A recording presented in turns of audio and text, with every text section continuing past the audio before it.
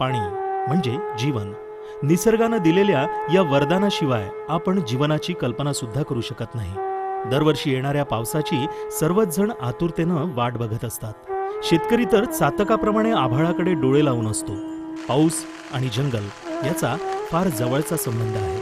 पावसाळ्यात पडणारं अतिरिक्त पाणी एखाद्या स्पंजप्रमाणे जंगल शोषून घेतं.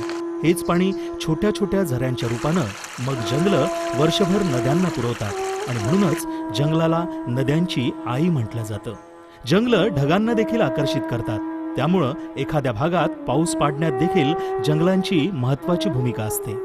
जंगलाचे एवढे फायदे असताना देखील मानवानं क्षणिक स्वार्थासाठी मोठ्या प्रमाणात जंगल कटाई केली.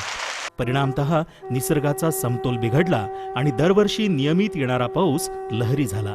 त्याचे दुष्परिणाम आपण कुठे ओला दुष्काळ तर कुठे कोरड्या दुष्काळाच्या रूपात भोगत आहोत.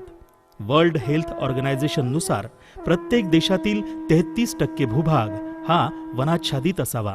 आपल्या देशात मात्र केवळ 21%च जंगल उरलं आहे, तर आपल्या महाराष्ट्र राज्यात फक्त 20%. आपल्या महाराष्ट्राच्या मराठवाडा भागात तर फक्त 4% जंगल असल्यानं दरवर्षी या भागाला दुष्काळाची सर्वात जास्त झळ बसत असते. या परिस्थितीवर मात करण्याकरिता महाराष्ट्र शासनानं एकीकडे वनाच्छादित भूभाग वाढवण्याकरिता राज्यात 50 कोटी वृक्ष लावण्याचा महत्वाकांक्षी प्रकल्प हाती घेतला आहे, तर दुसरीकडे गावागावात जलसंधारणाच्या कामांना प्राधान्य देण्याकरिता जलयुक्त शिवार ही क्रांतिकारी योजना राबवित आहे. या योजनेचा महाराष्ट्रातील हजारो गावांनी स्वीकार केला असून पाण्याच्या बाबतीत ही गावं आता स्वयंपूर्ण झाली आहेत. या हजारो गावांपैकीच एक म्हणजे नागपूर जिल्ह्याच्या कुही तालुक्यातील लांजाळा हे गाव. 500 लोकवस्तींच्या या गावानं जलसंधारणाच्या क्षेत्रात भरीव असं काम केलं आहे. परंतु काही वर्षापूर्वी लांजाळा गावाची परिस्थिती मोठी बिकट होती. गावातली शेती ही पूर्णतः पावसाच्या पाण्यावर अवलंबून होती.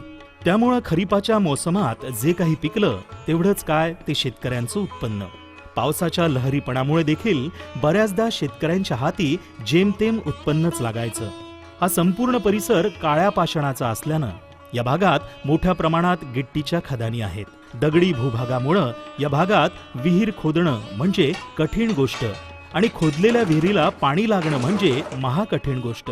त्यामुळं खरीपाचा हंगाम झाला की शेतात करण्यासारखं काहीच नाही उरायचं. 2-4 वर्ष झाले.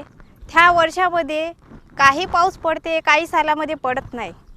आमच्याकडे पाऊस पडल्या न मुळे कधी शेती पिकते, कधी पिकत नाही.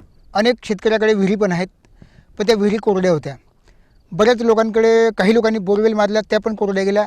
लोकांच्या सगळे मनस्थिती खचून गेलेली होती.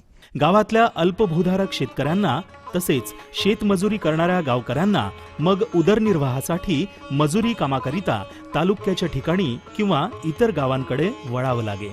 उन्हाळ्यात पिण्याच्या पाण्याची देखील गंभीर समस्या उत्पन्न व्हायची. पाण्याअभावी जनावरांचे तर चांगलेच हाल व्हायचे. गावात पाणी नाही, त्यामुळं शेतीचं उत्पन्न नाही. शेतीचं उत्पन्न नाही, त्यामुळं आर्थिक सुबकता नाही. आर्थिक सुबकता नाही, त्यामुळं गावाचा विकास नाही. अशा दुष्ट चक्रात लांजाळा गाव सापडलं होतं.